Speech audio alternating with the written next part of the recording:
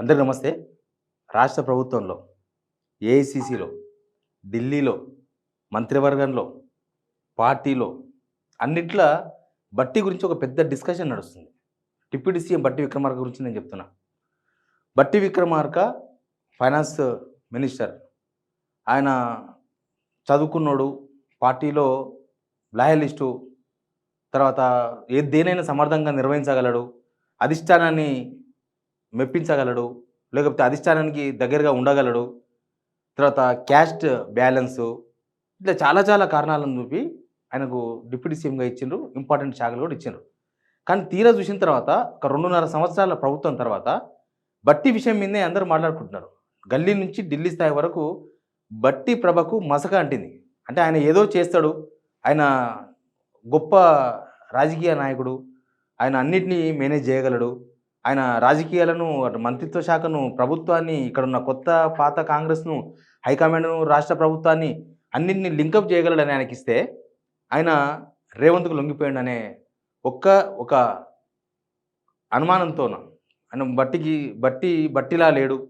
రేవంత్ రెడ్డి ఏం చెప్తే అదే బట్టి విక్రమార్క చేస్తున్నాడు తప్ప సొంతంగా ఆయన ఏం చేయలేకపోతున్నాడు అనే చర్చ ఒకటి కాంగ్రెస్లో స్టార్ట్ అయింది. అసలు ఎందుకు ఇదంతా స్టార్ట్ అయింది? బట్టి ప్రభకు మసక అంటించింది ఎవరు? దీని వెనుక ఏం జరిగింది, ముందు ఏం జరగబోతుంది, ఇట్లాంటి చాలా అంశాల మీద మాట్లాడదాం. ముందు సబ్స్క్రైబ్ చేయండి, షేర్ కూడా చేయండి. నిజానికి ముఖ్యమంత్రి కావాల్సినాడు బట్టి విక్రమార్క. ఎందుకంటే ప్రతిపక్షంలో ఉన్నప్పుడు ఎలక్షన్స్కు ముందు పర్ఫెక్ట్గా పాదయాత్ర చేసింది బట్టి విక్రమార్క, రేవంత్ రెడ్డి కాదు. రేవంత్ రెడ్డి 4 కిలోమీటర్లు నడిస్తే మళ్ళీ 4 కిలోమీటర్లు బస్సుల, 2 కిలోమీటర్లు కార్ల. అప్పట్లో వైఎస్ షర్మిల మాట్లాడింది, పాదయాత్ర అంటే పాదాల మీద నడిచే యాత్ర, అంతేగాని కారు తిరిగే యాత్ర కాదు. రేవంత్ రెడ్డి పాదయాత్ర గురించి ఆమె కామెంట్ చేసింది. అంటే రేవంత్ రెడ్డి పాదయాత్ర అట్లా చేసిన, ఆయన పాదాల మీద నడవలేదని దాని అర్థం. కానీ బట్టి విక్రమార్క మాత్రం ఆయన పర్ఫెక్ట్గా రాష్ట్రమంతా పాదయాత్ర చేసి, నిజానికి ముఖ్యమంత్రి అభ్యర్థిగా ఆయన్నే ఫోకస్ అయ్యింది. కానీ తర్వాత ఇంకా కాంగ్రెస్లో జరిగే అనేక వ్యవహారాలు, మనీ వ్యవహారాలు, సెటిల్మెంట్లు, లేకపోతే హైకమాండ్ను మెప్పించే వ్యవహారాల్లో బట్టి విక్రమార్క వెనుకబడి ఉండొచ్చు. ఎనివే ఆయనకు ఒక డిప్యూటీ సీఎం ఇచ్చారు. హైకమాండ్ ఆయనకు డిప్యూటీ సీఎం ఇవ్వడం, ఇంపార్టెంట్ ఆర్థిక శాఖ ఇవ్వడం వెనుక ఒక ప్రధానమైన కారణం ఉంది. కేవలం క్యాస్ట్ ఈక్వేషన్సే కాదు. అంటే రెడ్డి సామాజిక వర్గానికి ముఖ్యమంత్రి ఇచ్చింది కాబట్టి ఒక దళిత సామాజిక వర్గానికి సంబంధించిన బట్టి విక్రమార్క ఉప ముఖ్యమంత్రి ఇవ్వాలి, ఓన్లీ ఆ బ్యాలెన్స్ మాత్రమే కాదు. అసలు ఎక్కడైనా సరే కాంగ్రెస్ అధికారంలో ఉన్న ఏ రాష్ట్ర ప్రభుత్వంలో అయినా సరే ముఖ్యమంత్రికి చెక్ పాయింట్ పెడుతుంది హైకమాండ్. ఇక్కడ కూడా రేవంత్ రెడ్డికి ఒక చెక్ పాయింట్ లాగా బట్టి విక్రమార్క నియమించారు. అంటే రేవంత్ రెడ్డి ఏం చేస్తున్నాడు, ప్రభుత్వం సవ్యంగా పోతుందా లేదా, పరిపాలన కరెక్ట్గా నడుస్తుందా లేదా, అసలు ఎప్పుడు ముఖ్యమంత్రి సీట్లో కూర్చున్న వాళ్ళు ఏం చేస్తున్నారు అనే విషయం మీద ఒక కన్ను ఉండాలనే ఉద్దేశంతోనే బట్టి విక్రమార్కం పెట్టారు.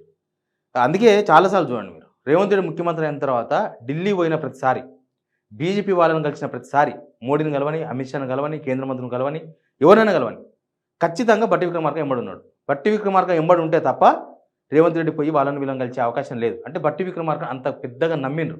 బట్టి విక్రమార్కనే వాళ్ళు అసలైన ముఖ్యమంత్రి హైకమాండ్కు అంత డీప్గా నమ్మిండ్రు. కానీ తర్వాత ఏమైంది, అసలు ముఖ్యమంత్రి తప్పులను లెక్కబెట్టి హైకమాండ్కి చెప్పడం కాదు, లేకపోతే ముఖ్యమంత్రి ఏం చేస్తున్నాడు, ఆయన బంధువులు ఏం చేస్తున్నారు, ఆయన అన్నదమ్ములు ఏం చేస్తున్నారు, ప్రభుత్వాన్ని ఎటు తీసుకుపోతున్నాడు, ఇట్లాంటి విషయాల మీద హైకమాండ్కు సమాచారం చేరవేయడం కాదు. అసలు ఈయన మీదే చాలా చాలా రకాల ఆరోపణలు వచ్చినాయి. అసలు రేవంత్ రెడ్డి ఏం చేసినా ఈయన ఏం క్వశ్చన్ చేయలేకపోతున్నాడు, రేవంత్ రెడ్డి ఏం చేసినా కనీసం హైకమాండ్కి రిపోర్ట్ పంపలేకపోతున్నాడు. ఇక్కడ ఏం జరుగుతుందో ఏమీ హైకమాండ్కు చెప్పలేకపోతున్నాడు. గప్చుప్ అయిపోయాడు బట్టి విక్రమార్క. రేవంత్ రెడ్డితో ములాఖత్ అయిపోయాడు. ఇక రేవంత్ రెడ్డితో ములాఖత్ అయిపోయినాక ఏముంటుంది, బట్టి విక్రమార్క మీద స్వయంగా ఆయన ఫైనాన్స్ డిపార్ట్మెంట్ కదా, ఫైనాన్స్ డిపార్ట్మెంట్ అంటే ఏముంటుంది, ఉద్యోగుల జీతాలు, కాంట్రాక్టర్ల బిల్లులు, తర్వాత పాలనకు సంబంధించిన అంశాలు, ఇవన్నీ కూడా కరెక్ట్గా చూసుకోవాల్సిన బాధ్యత ఆయన పైన ఉంటుంది. కానీ ఆయన అది కూడా సరిగా నిర్వర్తించలేకపోయాడు. బట్టి విక్రమార్క కమిషన్లు తీసుకుంటున్నాడు. బట్టి విక్రమార్క వాళ్ళ ఫ్యామిలీ మొత్తం దీనిలో ఇన్వాల్వ్ అయిపోయింది. కాంట్రాక్టర్లకు డబ్బులు రావాలంటే 10%, 12%, 15% కమిషన్ తీసుకోవాల్సిందే. సొంత పార్టీ ఎమ్మెల్యేలే బట్టి విక్రమార్క కమిషన్ల మీద మాట్లాడారు. కానీ కనీసం కాంగ్రెస్ పార్టీ నుంచి కానీ ప్రభుత్వం నుంచి కానీ ఇప్పటివరకు సరైన కౌంటర్ కూడా రాలేదు. ఆర్థిక శాఖలో ఏం పని కావాలన్నా కమిషన్ ఇవ్వాల్సిందే. ఇంకా బట్టి విక్రమార్కను ఏ నమ్మకంతోనైతే డిప్యూటీ సీఎం చేసిండ్రో, ఏ నమ్మకంతోనైతే ఈ పాత కాంగ్రెస్ను కొత్త కాంగ్రెస్ను లింకప్ చేస్తాడు, లేకపోతే ఆయనకన్నా పై స్థాయిలో ఉన్న ముఖ్యమంత్రి వ్యవహారాలు ఏమున్నా కూడా చెప్తాడు, ఈ ప్రభుత్వాన్ని కొంత నడిపిస్తాడు అని ఏ నమ్మకంతోనైతే డిప్యూటీ సీఎం ఇచ్చిండ్రో, అది మొత్తం ఆ కమిషన్ ఆరోపణలతోన, ఆ నిందతోన, ఆ మసకతోన ఆయన నమ్మకం కోల్పోయాడు. ఎక్కడి దాకా వచ్చింది బట్టి విక్రమార్క మీద నమ్మకం కోల్పోవడం అంటే, ఆయన మంత్రిత్వ శాఖలో మంత్రి పదవిలో ఉంటాడా అసలు? ఆయన శాఖ ఆయనతో ఉంటదా? లాస్ట్ ఒక 6 మంత్స్ బ్యాక్ అనుకుంటా. మంత్రి పదవుల్లో అంతా రీషఫ్లింగ్ చేస్తున్నారు. శాఖలు మారుస్తున్నారు. బట్టి విక్రమార్క కూడా ఆర్థిక శాఖ తీసేస్తున్నారంటే, ఆయన కనీసం ఢిల్లీ కూడా పోలేకపోయాడు. తన మంత్రి పదవిని కాపాడుకోనికే, లేకపోతే ఆర్థిక శాఖ తన దగ్గరనే ఉండాలని చెప్పుకోనికే, డైరెక్ట్‌గా ఢిల్లీ పోయి కూడా మాట్లాడలేనంత సిట్యుయేషన్‌కి దిగజారిండు. బెంగుళూరు పోయిండు. బెంగుళూరు పోయి డీకే శివకుమార్‌తో మాట్లాడిండు. ఈయన బెంగుళూరు పోయిన రోజు డీకే శివకుమార్ ఢిల్లీలో ఉన్నాడు. ఈయన ఢిల్లీ పోలే. ఆయన మరుసటి రోజు వస్తా అంటే బెంగుళూరులోనే నైట్ అక్కడనే స్టే చేసి ఢిల్లీకెళ్ళి వచ్చిన తర్వాత అప్పుడు ఆయనతో మాట్లాడి ఏమన్నా గానీ నాకు మాత్రం ఫైనాన్స్ డిపార్ట్మెంట్ తీయకుండా చూడు. ఫైనాన్స్ డిపార్ట్మెంట్ తీస్తే నా పరువు పోతది. ఇంకా వేరే శాఖలు ఇస్తారు. నేను డిప్యూటీ సీఎంగా ఉన్నా. నన్ను ఇవన్నీ అవమానపరిచే విధంగా ఉంటది. కాబట్టి ఎట్టి పరిస్థితుల్లో నాకు ఫైనాన్స్ డిపార్ట్మెంట్ మాత్రం తీయొద్దు. ఢిల్లీకి లాబింగ్ చేపించాడు. బట్టి విక్రమార్క డైరెక్ట్‌గా రాహుల్ గాంధీనో లేకపోతే పార్టీలో ఉన్న అధిష్టాన పెద్దలనో కలవాల్సినంత దగ్గరగా ఉండే వ్యక్తి ఈ మసక బారడంతోన డైరెక్ట్‌గా పోలేక డీకే శివకుమార్ దగ్గర నుంచి చెప్పించిండు. చెప్పించిన తర్వాత డీకే శివకుమార్ చెప్పే వాళ్ళకి చెప్పిండు. కేసీ వేణుగోపాల్‌కి చెప్పిండు. ఎవరికి చెప్పిండో చెప్తే అప్పుడు ఆయన బెంగుళూరు నుంచి హైదరాబాద్‌కి వచ్చిండు. ఈయననే ముఖ్యమంత్రి అయితాడేమో అనే దగ్గర నుంచి ఇప్పుడు మంత్రి పదవుల్లో అయినా ఉంటాడా? క్యాబినెట్ పదవైనా ఉంటదా? అనే స్థాయికి బట్టి విక్రమార్క ప్రభ దిగజారింది. ఆయనకిచ్చిన టాస్క్ ఏది కూడా ఆయన చేయలేకపోయాడు. ఆయన అధిష్టానం ఇచ్చిన నమ్మకాన్ని ఆయన అసలు నిలబెట్టుకోలేకపోయాడు. అక్కడ ప్రాబ్లమ్ వచ్చింది బట్టి విక్రమార్కకు. అసలు ఇప్పుడు ఇన్ని ఫ్లక్చువేషన్స్ కాంగ్రెస్ పార్టీలో గానీ, ప్రభుత్వంలో గానీ, ఆయన డిపార్ట్మెంట్‌లో గానీ ఇన్ని ఫ్లక్చువేషన్స్ వస్తాయి. అంటే కింద మీద అవుతుంది గవర్నమెంట్. చూస్తున్నాం కదా మనం. ఒక స్కీమ్‌ను సరిగ్గా అమలు చేయలేకపోతున్నారు. అంతకుముందు స్టార్టింగ్‌లో ఎప్పుడైనా సరే రేవంత్ రెడ్డి ఒక మాట చెప్పేవాడు. వేదిక మీద బట్టి విక్రమార్క కూర్చుంటే చాలు. దీనికి 1000 కోట్లు అయితాయి. దీనికి బట్టి విక్రమార్క ఇచ్చేస్తాడు 1000 కోట్లు. అప్పుడు బట్టి విక్రమార్క ఉప్పొంగిపోతుండే. రేవంత్ రెడ్డి నా పేరు చెప్పిండు 1000 కోట్లు నేనే ఇస్తా అని చెప్తున్నాను. కానీ ఇరికిస్తున్న సంగతి మాత్రం తెలుసుకోలేకపోయాడు. రేవంత్ రెడ్డి అక్కడ చెప్పినవి బట్టి విక్రమార్క ఏది అమలు చేయలేకపోయాడు. ఏది ఇవ్వలేకపోయాడు. ఇప్పుడు ఈ ప్రభుత్వంలో రేవంత్ రెడ్డి ఎంత బద్నాం అవుతున్నాడో బట్టి విక్రమార్క కూడా అంతకన్నా ఎక్కువ బద్నాం అవుతున్నాడు. ఎందుకంటే ఫైనాన్స్ డిపార్ట్మెంట్ ఆయన దగ్గరనే ఉంది. రేపు పరిస్థితులు తేడా వస్తే రేవంత్ రెడ్డి ఈ ఫెయిల్యూర్ మొత్తం బట్టి విక్రమార్క మీద ఏని కూడా వెనకాడు. ఇదంతా బట్టి విక్రమార్క డబ్బులు ఇవ్వకపోవడం వల్లనే రైతు భరోసా చేయలేకపోయినాం. ఈయన ఫైనాన్స్ మినిస్టర్గా ఉండి దాన్ని సరిగా నిర్వర్తించలేకపోయాడు కాబట్టే కాంట్రాక్టర్కి డబ్బులు ఇవ్వలేకపోయినాం. ఆయన శాఖను ఆయన సరిగ్గా మెయింటైన్ చేయలేదు కాబట్టే 4,000 రూపాయల పెన్షన్ ఇవ్వలేకపోయినాం. మొత్తం ఈ ప్రభుత్వ ఫెయిల్యూర్స్ మొత్తం కూడా బట్టి విక్రమార్క పైకి తిప్పే అవకాశాలు కూడా చాలా కనిపిస్తున్నాయి. ఎందుకంటే పాలిటిక్స్లో ఎవరు మిత్రులు కాదు, శత్రువులు కాదు, ఏమి కాదు. కానీ ఇప్పుడున్న సిచ్యువేషన్లో రేవంత్ రెడ్డికి బట్టి విక్రమార్క లొంగిపోయిండు అనేది ఒరిజినల్ కాంగ్రెస్లో ఎవరు నమ్మతలేరు బట్టి విక్రమార్కను. రేవంత్ రెడ్డి విషయాల మీద కన్నేసిన వాళ్ళో లేకపోతే దాన్ని లోపల వ్యతిరేకిస్తున్న వాళ్ళో హైకమాండ్కు ఇక్కడ నుంచి కంప్లైంట్ చేస్తున్న వాళ్ళో పార్టీ సీనియర్లు ఎవరైనా కావచ్చు, మినిస్టర్లు కావచ్చు, ఎమ్మెల్యేలు కావచ్చు, ఎవరైనా కావచ్చు, వాళ్ళెవరు ప్రస్తుతం బట్టి విక్రమార్కను నమ్మే పరిస్థితి లేకుండా పోయింది. ఆయన డిప్యూటీ సీఎం యాక్చువల్గా ముఖ్యమంత్రితో కన్నా వీళ్ళందరూ బట్టి విక్రమార్కతో చాలా క్లోజ్గా ఉంటారు. ఎందుకంటే వీళ్ళంతా ఎప్పటి నుంచో కాంగ్రెస్ ఉన్న వాళ్ళు.